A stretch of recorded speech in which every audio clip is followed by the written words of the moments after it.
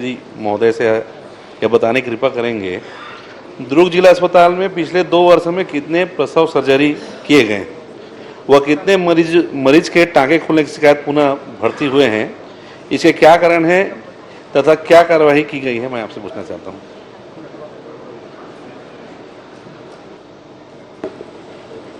माननीय अध्यक्ष महोदय, दुर्ग जिला अस्पताल में पिछले 2 वर्ष में 6214 सर्जरी किए गए हैं प्रसव हेतु, और जिसमें 16 मरीजों के टांके खुलने की शिकायत प्राप्त हुई है और जिन्हें पुनः जो है टांका लगाकर और दवाइयां देकर उसको पूर्ण रूप से ठीक कर दिया गया। माननीय अध्यक्ष महोदय, मैं माननीय मंत्री जी से जानना चाहता हूं, डिस्चार्ज करने के 2-3 दिन के अंदर ही कितने मरीज वापस फिर से उनके टांके खुलने के कारण भर्ती किए गए, बता पाएंगे क्या?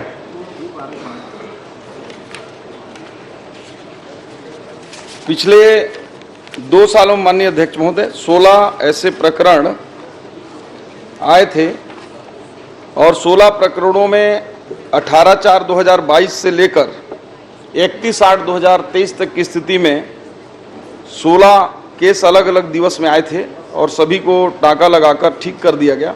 पिछले 6 महीने से किसी प्रकार की टांका खुलने की शिकायत नहीं प्राप्त हुई।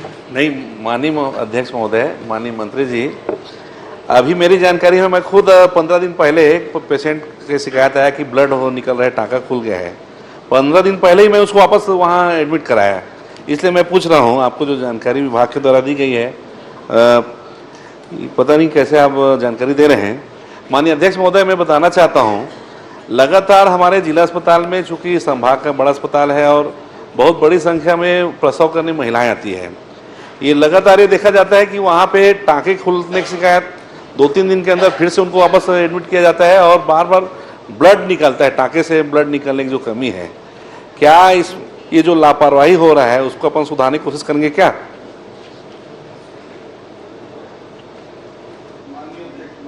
माननीय अध्यक्ष महोदय, जैसा कि आंकड़ा में बताया कि 6214 में कुल 16 टांका खुले और ये सर्जरी प्रक्रिया में ऐसा होता है, कोई अलग से दुर्ग जिले में नहीं हुआ है। इसका बहुत कम 0.25% मात्र ऐसा हुआ है अध्यक्ष महोदय, क्योंकि इसके कई कारण हैं। जिससे टांका लगाए इसके बाद जो फैटी वाले पेट हैं उनमें खुलने का चांस रहता है, कई बार वो ध्यान नहीं देते, पानी वानी उसमें पड़ जाता है या अन्य छोटे छोटे लापरवाही से ऐसे केस होते हैं और इसका प्रतिशत बहुत मामूली है अध्यक्ष महोदय।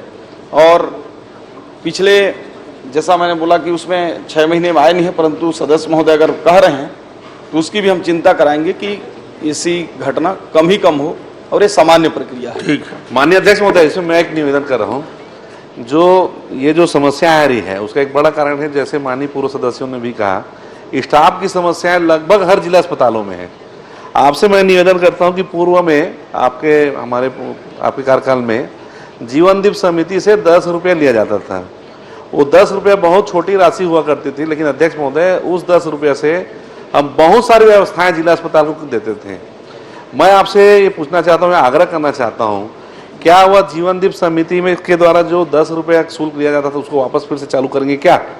आपसे निवेदन है। देखिए, हमारी सरकार की जो नीति है आयुष्मान कार्ड योजना के तहत, उसमें पर्याप्त इंसेंटिव डॉक्टर्स को और हॉस्पिटल के लिए भी हमारे यहाँ उपलब्ध हो जाते हैं माननीय अध्यक्ष महोदय। इसलिए स्थानीय जीवनदीप के जो कमेटी है उसके ऊपर ये छोड़ा गया है, अगर वो चाहें तो प्रारंभ कर भी सकते हैं और ऐसी कोई बाध्यता नहीं है, और जहाँ नहीं चालू करना है वहाँ नहीं भी कर सकते हैं, वो स्थानीय जीवनदीप समिति के ऊपर वो निर्भर है। धन्यवाद माननीय मंत्री जी। ठीक मान जी।